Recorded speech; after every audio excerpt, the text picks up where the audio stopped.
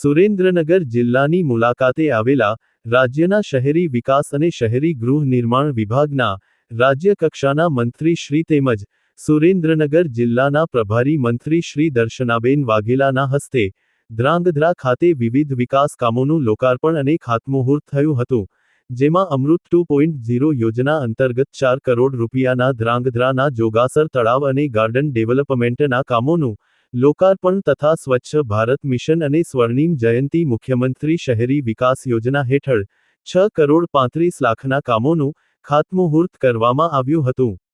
આ પહેલા મંત્રીશ્રીએ સાયલા ખાતે સમીક્ષા બેઠક યોજીને ચોટીલા, સાયલા અને થાનગઢ તાલુકાના સર્વાંગી વિકાસ અર્થે આગામી 2 વર્ષના આયોજન માટે વિસ્તૃત ચર્ચા કરી હતી।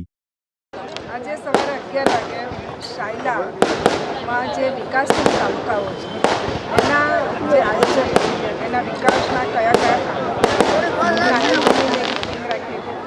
દરેક અધિકારી પોતાના ડિપાર્ટમેન્ટમાં શું કામ કરે છે, કેટલી ગ્રાન્ટ વપરાય છે, કેટલી બાકી નવું આયોજન શું છે, એની પ્લાનિંગની એક મિટિંગ રાખી અને એ મિટિંગ બાદ હું સુરેન્દ્રનગર ગઈ। સુરેન્દ્રનગર પણ અમારા શહેરી પ્રમુખ સાથે પાર્ટીની ચર્ચા વિચારણા કરી અને ત્યારબાદ અહીંયા આવી અને અહીંયા જે અમારું તળાવ જે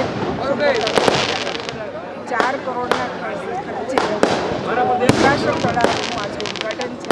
ઉદ્ઘાટનમાં મારી સાથે અમારા વડીલ આઈ.કે. જાડેજા સાહેબ છે, અમારા સાંસદ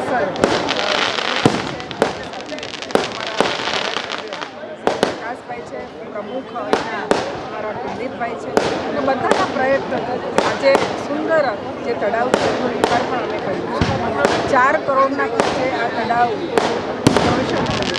હું એ વાત જરૂર કહીશ કે આ નગરપાલિકા એ વર્ગની નગરપાલિકા હતી, અત્યારે અવર્ગની બની છે। એના કારણે અમારા શહેરી વિકાસ પણ ખૂબ સારી ગ્રાન્ટ પણ મળે છે અને વિકાસના કામ માટે ગુજરાત સરકાર ક્યારે પણ કોઈ કામ માટે નાખતી નથી। અમારા મુખ્યમંત્રીશ્રી પણ કહે છે કે વિકાસનું કોઈ પણ કામ હોય તો આપ લઈને આવો। અમારા ધારાસભ્યશ્રી અને પ્રમુખ જ્યારે આ કામ લઈને આવ્યા હતા ત્યારે અમે સરકારમાં રજૂ કરી આની સાથે સાથે કેનાલ છે, એ કેનાલ પર પણ એક સરસ રોડ બનશે અને ત્યાં આગળ એક સારું વોકિંગ સિસ્ટમ ચાલુ થાય અને લોકો એનો ઉપયોગ કરે એવો પણ અમારો પ્રયત્ન છે। બીજું જે માલપુર તળાવ છે એના પણ લગભગ 42 કરોડ રૂપિયા મંજૂર થઈ ગયા છે અને એના માટે પણ પ્રકાશભાઈ અને અમારા સૌ લોકો આવી અને મારા સાથે રજૂઆત કરી હતી અને એ પણ અમે કામ કર્યું છે।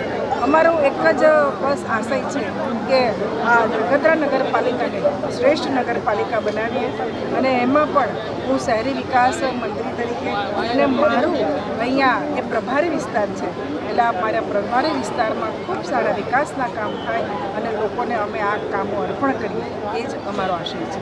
ધ્રાંગધ્રાના આ ઐતિહાસિક તળાવનું નગરપાલિકા દ્વારા સુંદર નવીનીકરણ કરાયું છે। જોગાસર તળાવ નગરજનો માટે આસ્થા અને મનોરંજનનું સંગમસ્થાન બનશે, જ્યાં લોકો ગણપતિ દાદાના દર્શન સાથે શાંતિ અને આનંદની પળો માણી શકશે। શહેરના હૃદ સમાન જોગાસર તળાવ હવે પ્રવાસન અને પર્યાવરણની દ્રષ્ટિએ આકર્ષણનું કેન્દ્ર બનશે, જેનો સીધો લાભ સ્થાનિક નાગરિકોને મળશે।